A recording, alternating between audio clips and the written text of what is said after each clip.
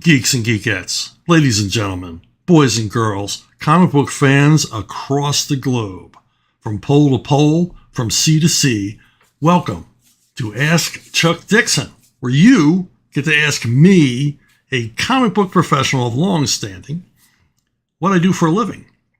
And what I do for a living is I write comic books.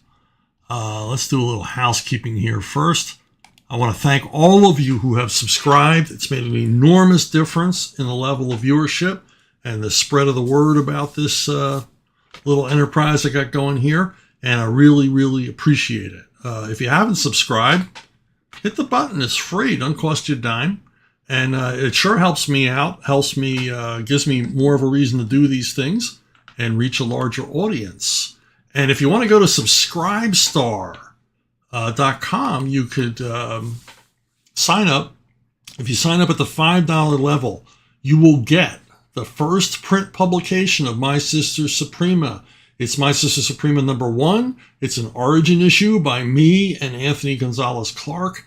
And it's done in a really cool, oversized European album format, as opposed to standard American comic format. And I really dig it. It's a really nice little package. And if you sign up at the $5 level at Subscribestar, I'll send you one free, and it'll be signed by me. If that's the kind of thing that makes you happy. First question, Ofe, did you make big bucks for Bane used in Batman and Robin for back then in the 90s? Yeah, they used Bane in the Batman and Robin movie, the only Batman and Robin movie that was pretty much a bomb. It's the only Batman movie up to that point that wasn't the #1 film of the year. It's because Joel Schumacher and Akiva Goldsman, they really overreached on the camp, on the whatever the hell it was they were doing. Their therapy was not working out when they made this movie. And but they did include Bane, but Bane was kind of a henchman, kind of an Igor to Poison Ivy's Dr. Frankenstein. And he's just a big brute of a guy. And I remember it was funny, the contract that we had that Warner Brothers has since ignored. The contract we had at the time stated that a lot of the money that Graham and I would make, and we have participation in the character Bane, a lot of the money that we would make off of this movie would be it would be based on how much impact Bane had on the story and how much dialogue he had. And I remember they told us that he had no dialogue. He just grunted. So it was like, okay, whatever. We don't know what to expect dollar-wise from this thing. So I remember going up to the DC offices and one of the managing editors there coming up to me all excited and saying, they've looped in dialogue for Bane. So they looped in post-production and they gave Bane some dialogue, which meant a few more shekels for Graham and I. What that meant, I don't know. But given his, minor role in the film and his, not so great impact on the movie, we were pleased. We were pleased with the money that we got from Bane being in the movie. Even more pleasing was the level of merchandising. They did a lot of merchandising. There was maybe 6 different Bane action figures from which,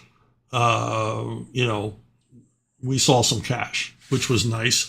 And an added bonus was that they named Robin's motorcycle the Redbird, which means they had to give money to Tom Grummett and I, because we had named Robin's car the Redbird. And because we had named it, anything that Robin rode around on, if it was a scooter or a skateboard or whatever, if it was called the Redbird, we would see some money. And I've noticed in recent years they've stopped calling Robin's vehicles the Redbird, probably because they didn't want to give us any more cash.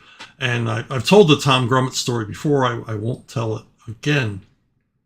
Now, like I said, we were pleased at the money we made from the Batman and Robin movie, because given that it was a dud movie, didn't make a lot of cash, and Bane was not in it all that much, we thought, well, is fair payment. Then we come to Dark Knight Rises, which made, $1.5 billion, and has continued on to make more and more and more money, and on Blu-ray, DVD, cable runs on cables, stations run on streaming services, blah, blah, blah, blah, blah. And we were calculating, because Bane was such a huge portion of the movie and had more dialogue than anybody else in the film. I mean, he talks a lot in Dark Knight Rises. He's got all those little monologues. We really thought this was going to be a big payday, and it wasn't. And DC kind of promised us it would be a big payday, and it really wasn't. In comparison to what we made on Batman and Robin, it was pretty much the same. And we brought this up, and they kept delaying us. I probably shouldn't even be talking about this, but I didn't sign an NDA.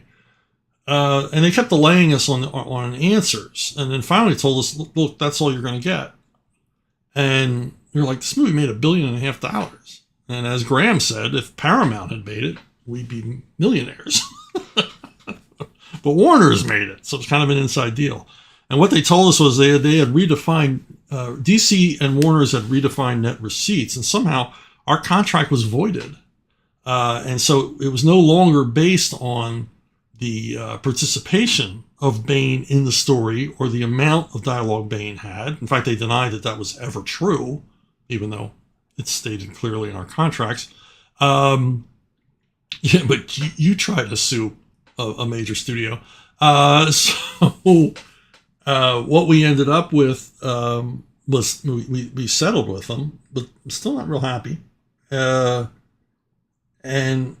the way they break it down now, and I think Disney does the same thing, is they take the number of elements. What elements? And they considered that in Dark Knight Rises, there were 23 Batman elements, including the Batcave, the Batmobile, whatever. Elements unique. And then Bane was just one of them. And then we were paid out of a pool divided 23 ways. So there you go. Hollywood accounting. So yeah, happy with the Schumacher film, not so happy with the Nolan movie. But to be fair, DC is paying more out for story content on things. I've seen money from one of the Birds of Prey movies. I've seen money from some of the TV stuff. If they use your story elements written by you or someone else, they're willing to pay out for that, which, okay, that's something. So much better than Marvel does. DC compared to Marvel, it's night and day. Marvel, you get nothing or virtually nothing. Cameron Morgan, what are some of your favorite Chinese and or Japanese-based comics, books, or films? What are some big influences you had for Way of the Rat? It was, I went over this in a recent video, my favorite martial arts movies, so I'm not going to do that again. But primarily it was Jackie Chan was the big influence because there's a lot of comedic elements in Way of the Rat. It's a more of a lighthearted adventure, martial arts adventure. Not to say that there's not some, wild and crazy action and it doesn't get super violent, but, with a talking monkey as a sidekick and all the rest of it, it falls more into the Jackie Chan camp of light martial arts romp. And that was the biggest influence for myself and Jeff Johnson, my collaborator on Way of the Rat, who I've said over and over again, I could not have done Way of the Rat without Jeff Johnson's involvement because of his keen interest in martial arts itself and Asian history and just the amazing visuals he came up with to make this one hell of a gorgeous comic. If you've never checked out Way of the Rat, you should check it out. And Marvel really should reprint it in its entirety. It's just such a beautiful looking series. Hey, Cameron gets a twin spin. Did you have an opportunity to pitch for a samurai story with CrossGen? How did Ron Mars get onto writing The Path? Well, I mean, when I first arrived at CrossGen, they said they wanted me to create a new title. And they were negotiating with a Chinese telecom company. I don't know how this worked, but we were going to design characters. CrossGen was going to design characters, comic book characters, and animated characters for this Chinese telecom company that had like 120 million subscribers. So this is going to be a big deal. Never went anywhere, but it was. This is going to be a big deal. It's going to be a big revenue stream for CrossGen, and certainly if the deal had gone through, CrossGen would still be around, most probably. But it was not to be. And so the first thing I do when I get there is Mark Alessi says, we need a Asian martial arts story set in China. And you're going to write it. I was like, okay, that's kind of in my wheelhouse. I like that stuff. And so I began creating the story The Way of the Rat. And like I said, very much influenced by Jackie Chan. I wanted the character to be sort of, blue collar, well, a criminal. He's a thief. I wanted to be real relatable. I didn't want him to be some, a Bruce Lee, martial arts superhero. I wanted to be like a normal guy. I wanted to be set in period. Of course, it had to be set in this imaginary world, not in the actual real world China of the past, but pretty much Jeff and I set it in the China of the past. Post-Mongol Empire China. And so, there we were off to the races. I had, a few arguments with Mark because I made the sigil character. Every CrossGen book had to have a sigil character. I made it Popo, the talking monkey, which Mark did not like at first, and then, of course, fell in love with when the fans went crazy for the character. And eventually we even had Popo answering the letters columns. Mark was he could be a bit of a tyrant, but I got to tell you, he could change his mind. He could be convinced, which was a good thing. And so we would lock horns, but he would often agree with me. Now, the reason why I didn't do the path is because Ron proposed it first as the book that he and Bart Sears would work on together. And both of them had a keen interest in the Shambara genre of film, samurai action films. And so they did it instead of me. That's as easy as that. I was working the other side of the street of the martial arts genre. And I imagine that the success of Way of the Rat paved the way for the Path. But the Path is a very, very much a different book, has a different look, different feel. It's much more serious series about the samurai period as opposed to our, chopsocky, punch 'em up adventure. M. Sparks. Eric July is very much a modern day Stan Lee with a lot of promotional. Oh man, what is that? Especially the way he promotes his creators, builds up tension and suspense before his announcements. He's a hell of a tease. He really is, man. That guy can keep a secret like nobody's business. We knew Joe Bennett was going to be my artist on AlphaCore, and we kept it secret for a really long time. I mean, so long that the entire 90-page project had been completely penciled for months before Eric finally announced that Joe was the guy. And he is in a way a modern Stan Lee, but he's more than that because Stan was hired by his uncle to work at Marvel, and kind of worked his way up to being editor-in-chief and all the rest of it, and certainly a force to be reckoned with, the ambassador of American comics. But Eric had his own skin in the game. Eric is the publisher. He spent quite a bit of money before anybody in comics really knew who he was. But he had a huge internet following, which he exploited, which he used to help promote himself very successfully. The guy is smart, and he loves comics, and he's a good comic writer. As he said, he's learning as he goes, but his initial efforts on ISOM it is good, entertaining, escapist comic book fiction, which is what he set out to do. He does what I call blue sky comics. They're more optimistic. They're more feel good. They're more fun than the majority of the superhero genre output from any of the other companies.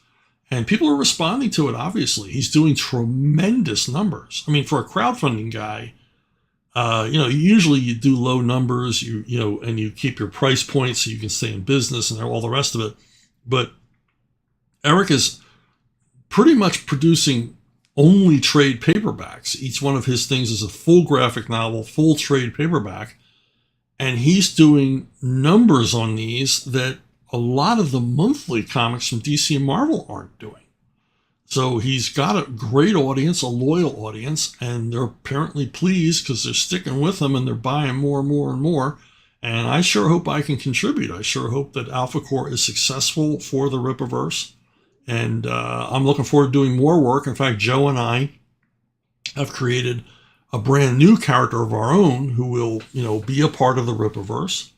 And, we're willing to do that because Eric is offering a very fair participation deal for the creation of new characters and new franchises. And so we're going to be a part of the success of this thing. So I'm pretty much, with Eric till the wheels come off. And I don't think they're going to come off because he's a very smart guy. Initially, I contacted Eric because I thought, here's a guy, he's earnest. He really wants to make a success of this. And I basically just said, look, if you need any advice or whatever, because I've seen every mistake that every new comic book company could make. And, if you just need some advice, but he never made any of those mistakes. So he really didn't really need my advice at all because he studied the business and his learning curve is sharp. So he is a force to be reckoned with, much like Stan Lee. Hey, twin spin for my Aussie friend.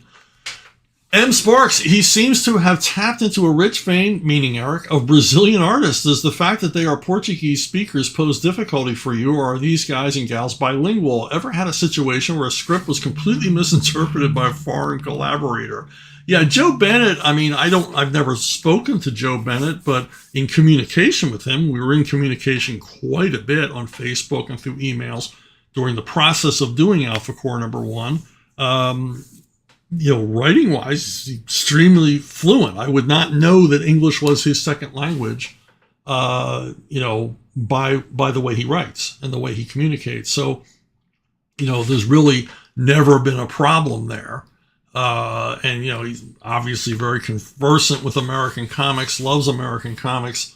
And so, I saw the pencils as it went along. I had no corrections. I couldn't see where he got everything right. He got all the nuances correct, and he, did a fantastic, as you can see, did a fantastic job. So absolutely no complaints. So yeah, language barrier has not been a problem. And the thing is, Eric's reached out to Brazilian artists. South America is like teeming with great comic book artists. I have so many friends in Argentina who are just fantastic artists. And as I've said many times before, when I visited Argentina, I was surprised to learn that most of my favorite European artists were actually from Buenos Aires. They weren't European at all. Now, as far as translating problems, speaking of Argentines, when I worked with Jorge Zafino on the series Winter World, we ran into one little problem. I think it's the second or third issue. Scully, my main character, is loose in the wilderness and has to feed himself. And I wrote that he finds a herd of elk in the snow, and he kills one and, he's able to feed himself, kills one with a spear that he's made, and is able to feed himself. Well, I never had a problem with Jorge. Jorge did not speak English. I did not speak Spanish, do not speak Spanish. But Jorge worked with a translator. A translator was very good. But apparently a translator had no idea what an elk was. And so they guessed, and this is what they guessed elk were. Sort of winterized baboons, some sort of early primate. But they looked so cool. I didn't have the heart because, these things appeared in like 6 or 7 panels. I wasn't about to ask him to redraw them. And I thought, okay, this is this weird aspect of this strange post-apocalyptic frozen earth that a new breed of lower primate, or higher primate, I should say, has emerged. And we'll just leave it at that. but no idea what an elk was. Triple spin, mate.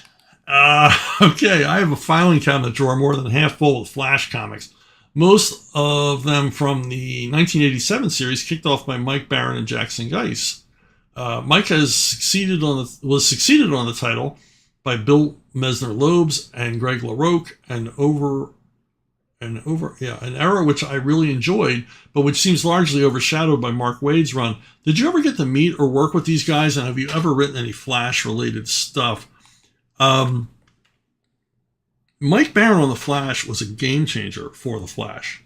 I really like this, and of course, I love Butch's art because Butch is a good buddy and terrific artist. But what Baron brought to the Flash, no one else had done previously, and so much of what we see of the Flash in the TV show and the movies, things like that, and in both TV shows, is based on what Mike did. He kind of thought about the logistics. Mike is like me; he's a logistics guy. How would the Flash actually work in the real world? And he's the first writer to think about the fact that Flash would have an extraordinarily fast metabolism. This guy would need a massive caloric intake because he's burning calories. He would die. He would begin burning muscle if he didn't constantly eat. And there were lots of other aspects that Mike brought to the book that nobody had really thought of before. And like I said, so much of it used in all the ancillary entertainment that the Flash has appeared in. Kind of a basis for so many of these things. And I don't think anybody in comics really picked up on what Baron was laying down. They kind of went back to the kind of, melodrama of superhero storytelling rather than looking at the scientific and real world ramifications of what it would be like to be the fastest man on Earth, be able to run at supersonic speeds and things like that. So yeah, Mike, as always, Mike, when he gets on any kind of established character, kind of, sets the tone, sets the bar for anybody else to follow. And now, have I ever done any Flash? I did one Flash annual with again, my Argentine buddy, Christgau Catena. And it was a Flash annual. They were doing like an international theme. And it was a Flash annual set in Argentina featuring a whole bunch of superheroes, Argentine superheroes, which I was given the assignment. I forget who was originally going to write it, but they dropped out at the last minute. And the editor said, could you please write this? I had 2 weeks to figure this thing out. And I couldn't have done it without Kike because I basically had him create all the Argentine superheroes. I didn't know enough about Argentine culture to create, and especially in that amount of time, to create unique Argentine superheroes. And so Kike, did all these drawings. He named them. He told me what their powers would be, and I just kind of inserted them into the story. So it was fun. I always loved working with Kike. It's a massive talent. The only other Flash thing that I was going to work on was I was going to do a follow-up to the Justice Riders about Kid Flash and Barry Allen and Jay Garrick. And it was going to be like a, fastest gun in the West kind of story. But my editor kept slow-walking me on the... He kind of ran the clock out. Instead of just saying, no, I don't want to do it, he kept finding artists who were too busy or too slow to ever work on it. And but that's what a lot of comic editors do. Not the good ones, but the bad ones. They just don't, they glad hand you and they simply don't say no, which would have been fine. Okay, no, I'll move on. But, to keep the pitch process going forever, it's painful. It's like Hollywood. Oh, man. The rare quadruple spin. The Thunder from Down Under. One of my favorite titles of the 80s was Batman and the Outsiders, mostly penciled by Jim Aparo. Don't care what anybody else says. He's my premier Batman artist. Sorry, Graham. Graham will take that. He'll take that. He'll be fine with that. After a long run on Brave and Bold, BATO seems to have revitalized Jim, and that's especially evident in the stunning covers. what did you think of the series? Well, I never missed an issue. Mike Barr writing, doing some of the best writing of his career.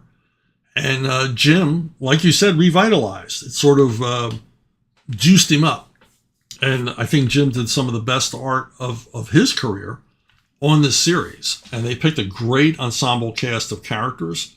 Any ensemble superhero book needs a mix of characters who complement and also conflict with each other. And this was a good group, creating new characters, combining them with old established characters, and Batman in charge. And I thought it was fun stuff. Never really thought about this before, but kind of influenced my Birds of Prey run, because a lot of these adventures were global. And I guess that was the idea for the Outsiders. Batman could act globally. He never had them act within Gotham City because that's his turf. But, he had this group of outsider superheroes who were unaffiliated. And, excellent series. Like I said, I never, ever missed an issue. I did my own Batman Outsiders for a while, sort of truncated run of 10 issues before I was fired for reasons unknown. But I had a lot of fun working on it, and obviously heavily influenced by what Mike Barr and Jim had done previously. You got another one. Now, how did I miss giving you a quintuple spin? You've spoken a number of times about banked or mothballed stories held by the big two publishers for a rainy day. Do you think this material still exists after all the corporate reshuffling of late? Seems to me that if a fire sale was to be had, or the big two adopted licensing models, this resource could constitute money in the bank. Yeah, there's a lot of unpublished stuff at Marvel and DC. Now, whether or not they still have the files, whether they're lost on some hard drive somewhere and no one knows where they are, or they've been forever erased, I don't know. But I know for my own, in fact, I've got a lot of inventory work. I mean, I've probably got a good 300, 400 pages of stuff that I did for the companies. Because at DC, you had to write an inventory each year. If you were the regular writer, you wrote 13 issues. And some fill-in artist would draw that 13th issue. Scott McDaniel was always so proud that he drew his own fill-ins. He drew his own inventory stories. But a lot of these were never used because you had artists like Scott McDaniel who, didn't need a fill-in guy. He never missed a deadline. You had other guys who couldn't meet a deadline to save their lives, and so the inventory stories were printed each year. But most of the guys I worked with, Graham and Scott and Rodolfo and Butch and guys like that, they just didn't miss issues. So those inventory issues would go into a drawer for a future date and largely be forgotten. I did a lot of stories, maybe a half dozen Detective Comics fill-ins with Jim Aparo. None of them ever saw the light of day. The Joker, the 5-part Joker story we did for Legends of the Dark Knight was actually shelved for a long time until Andy Helfer resurrected it and reluctantly told me that he thought it was an okay story. and he had it re-inked. It was initially inked by Graham Nolan, who inked it just like Jim. He inked it in Jim's style, but they had it redone. I forget by who. It was a British artist, I believe, and published it was a Dark Knight, Legends of the Dark Knight with Joker and Ra's al Ghul. And but for the most part, there were lots and lots of stuff that didn't get published at both DC and Marvel. One of them, and it hurts, man, because nobody will ever see these. One of them is pictured here. It's a Punisher graphic novel that Gary Kwapis and I did for Marvel. You remember those oversized graphic novels? We did a Punisher in the Savage Land, 64-page graphic novel, fully penciled, inked, and lettered, and it's on the ash heap of history. If you go to chuckdixon.net and look around, you can see the whole thing. I've reproduced it there from the originals. Also, the final 2 issues of Punisher 2099 by me, and again, Kike Alcatena. It was a 2-parter. It was never published. The book was canceled before the proposed final 2 issues were presented. And this one hurts a lot. I did an inventory issue of Birds of Prey, and it was called Birds of Prey 1943, and it was done as a series of daily comic strips and Sunday strips. as if it was the Birds of Prey were an aviation strip like Johnny Hazard or Smiling Jack, an aviation strip done in 1943, and it was going to be printed the sideways with the Sundays in color and the dailies in black and white. Artwork by, again, Argentine artist Lido Fernandez, working in a beautiful sort of Frank Robbins, Milton Caniff style. And again, chuckdixon.net, you can see the story almost in its entirety, shot from the originals. But it was never published, and which is unfortunate. I mean, why this could have been thrown into a trade paperback collection as an extra or whatever. It's really weird. They just sort of forget this stuff exists. Another one was the never completed 2-part Detective Comic story featuring Man-Bat by myself and Brian Stelfreeze.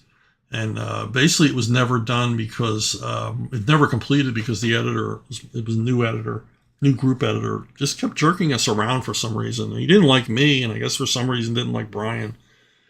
And he just kept moving the deadline and jerking us around and delaying us and telling us to stop working and then start working. And then finally, it just sort of all got forgotten. And, Brian had to take on other assignments. He couldn't wait until the issues would be scheduled. And so it was never completed. It's one of my favorite Batman stories I've ever written. But alas and alack, these things happen. Eminem, having written so many stories through the years, do you feel you have an overarching theme or a subject you keep returning to across all of your work? No, I don't think about themes. I kind of think that has to be decided on by whoever reads it in the future. I mean, maybe you see something there. I mean, over time in Birds of Prey, I had a recurring theme, and it was unconscious on my part. But I realized they had a recurring theme of unintentional consequences, that Babs and the Black Canary would often find themselves on the wrong side. And I think I was dealing with the irony of the age of information, where Oracle supposedly has all the world's information at her fingertips, but often got things wrong because, as we've learned, the internet is primarily full of lies. And so it wouldn't be until Black Canary got on the ground in the situation to find out what was really going on, as opposed to whatever Oracle had gleaned from her search engines. And, but that's like, that occurred to me after I was done writing the series, kind of looking back on it and realizing that's what I had done, but it was all subconscious on my part. I think if you set out to do a theme, it's kind of pretentious. It's not how I work. On the subject of themes and things like that, and hidden meanings in work, I met someone once, and she had written her doctoral thesis in psychology on the psychological ramifications of the choices that Dr. Seuss made of colors in his books. She wrote this thesis, very detailed, very well researched and thought out, about why Dr. Seuss chose to use certain colors in his stories and what the deep, deep message was behind the significance of these, color choices. And then she happened, after getting her doctorate, she happened to be at a cocktail party where Theodore Geisel, also known as Dr. Seuss, was attending.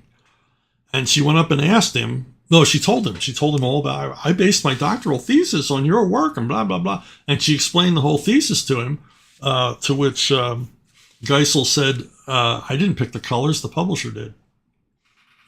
So there you go. So much for themes, so much for reading. But whatever you read into an author's work, that's your interpretation. It's not always the author's, as we've learned.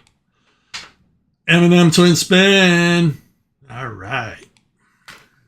I've heard that some editors of the Big Two have said if a writer likes a certain character, say someone like Moon Knight, that they won't put that writer on the title. Have you ever seen this in your many travels, and what do you think of that philosophy?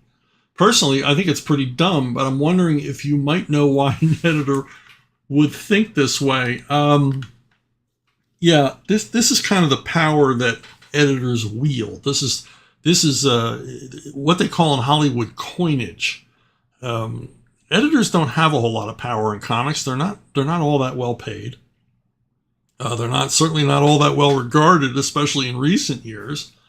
But the one thing they can do is say no to you. And the one thing they can do is withhold work. And the worst thing they can do to you is use your own enthusiasm against you. Look, most of the people working in comics are comic geeks. They love comics, they love the characters, and they have a bucket list of things that they would love to work on. And if you ever make the mistake of telling an editor that you love a certain character, well, you pretty much know he's never going to give you that character. There are, of course, exceptions. I mean, Denny O'Neil, Archie Goodwin, Scott Peterson, Larry Hama. I mean, if they knew that I liked the character, they would assign me that character because they knew I'd be earnest about it. They knew that I knew about the character. I was conversant with the character. And they also knew I wasn't just going to do a whole bunch of fan service. I was going to write, good, solid, entertaining stories featuring that character. And I was knowledgeable. But some editors, they just don't see it that way. They just see it as a whip they can use against you. Something that it's a carrot and stick thing. And they'd rather, as we've seen in recent years, they would rather give the series to someone who actively hates the character than someone who was a fan. Now, I think this is a problem that editors like Denny O'Neil had because everyone wanted to write Batman. And saying you were a big Batman fan wasn't going to get you anywhere with Denny because who in comics isn't a big Batman fan? So that was kind of meaningless. But if you were a fan of, say, The Punisher or Conan or something like that, a lot of times, in my case, Larry Hama and Don Daly responded by giving me assignments because they knew I dug it. They knew I'd do a good job. I wasn't going to phone it in on a character I love so much. But I don't think, there's nobody editing comics now, anything like Larry Hama or Denny O'Neil or even Don Daly, who, was a different kind of cat.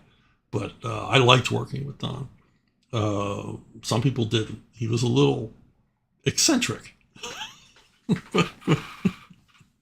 So if Don's listening, I love you, Don. Always will, man. Awesome guy.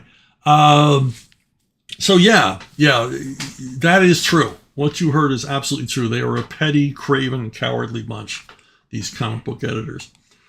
Story time. You people really like the James Earl Jones story. So I thought I'd tell you another story of my time working at Channel 6, the ABC affiliate, the flamethrower station WPVI in Philadelphia.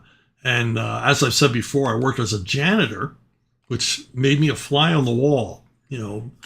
If you're a janitor, people ignore you. It's like you're not there. You're part of the scenery. You're a piece of furniture.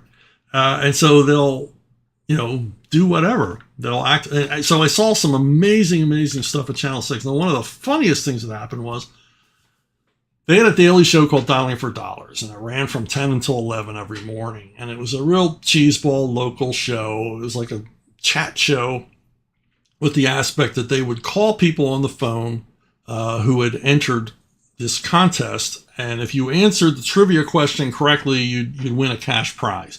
And it never was really amounted to that much, but it could add up over time if people didn't know the answer. But generally people did because they kept the questions easy. It was a feel-good show.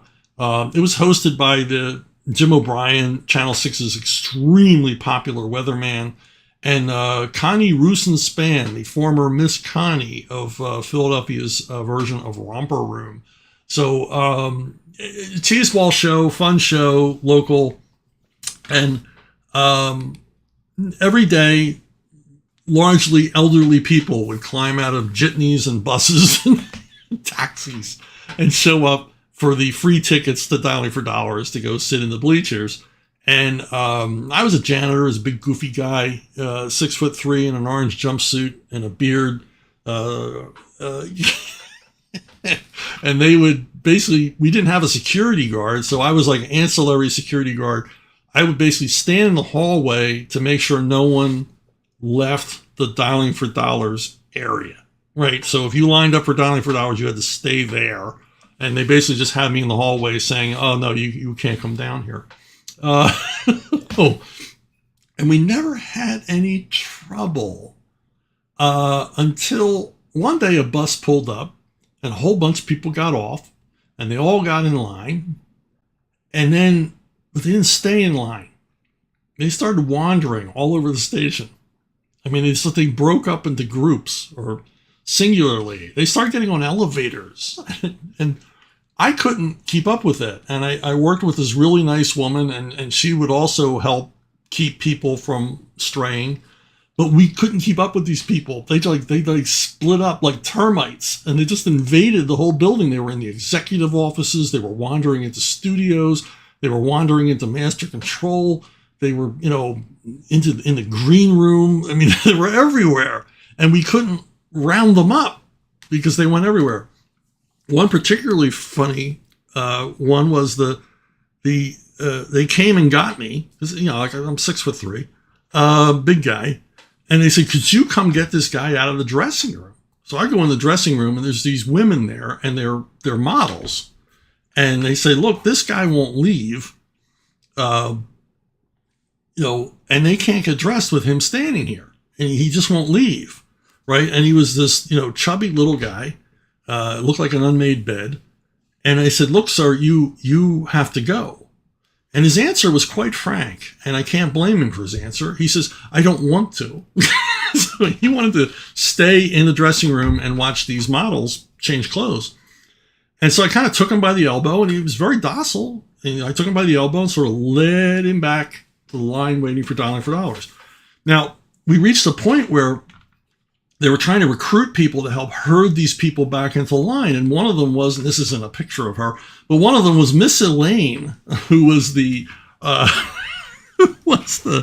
one of the characters on the Captain Noah morning show. Captain Noah was a children's show, local Philadelphia children's show. And Miss Elaine was one of his crew members, nice young woman in a sailor suit. She gets recruited along with others to help sort of bring these people together. Well, Miss Elaine, man, she took charge. She wanted answers. So she goes up to this group of people and she's like, who are you? Where did you come from? And what we learned was that they came from a local mental home.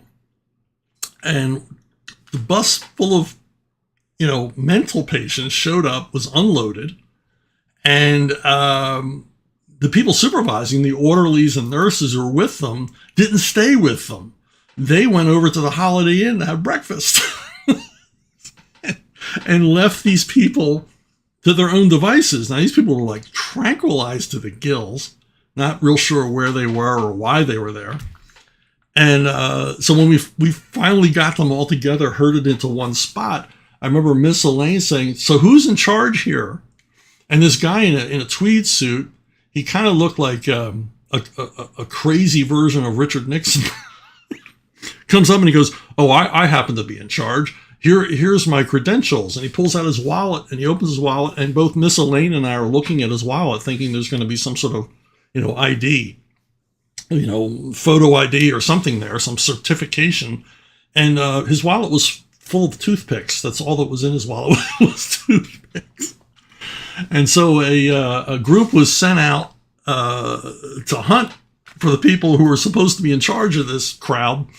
And finally, they found them at the Holiday Inn and told them, look, you get your people back on the bus and get the hell out of here and never come back to Dialing for Dollars ever again. So then now we got them all out of the building. But now there was a mad rush because we had no audience for Dialing for Dollars. And so we had to go around the studio asking anybody who wasn't, real busy for the next hour to come sit in the bleachers and pretend to be the Dialing for Dollars audience. And I had to, take my jumpsuit off. And so we got people out of master control and the art department and everything else to go sit in the bleachers and pretend to be avid fans of the Dialing for Dollars show. So there you go. Another story of my fabulous blue collar work history before I got lucky enough to work in the comics field.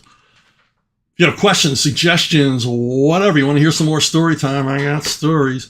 brunobookstore@gmail.com, brunobookstore@gmail.com. It is the best way to get a hold of me. And if you haven't already ordered it, it is still available, but not for much longer. It's available in demand. First Kill, Rambo's first mission in Vietnam. It's pretty much Rambo's origin story. It's on Indiegogo.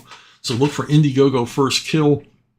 I think it's going to be available in demand until the end of the month, and it'll be released pretty soon. I mean, the artwork is all completed. I think most of the color artwork is completed. We're waiting on a couple of variant covers, and then we are in business. But if you want to get it now, because the time is running out. I think end of August is going to be it for First Kill, Rambo at Indiegogo. And that's it for me for this week. Thanks for listening. Thanks for watching. Especially thanks for subscribing. It's been an enormous help. And I will see you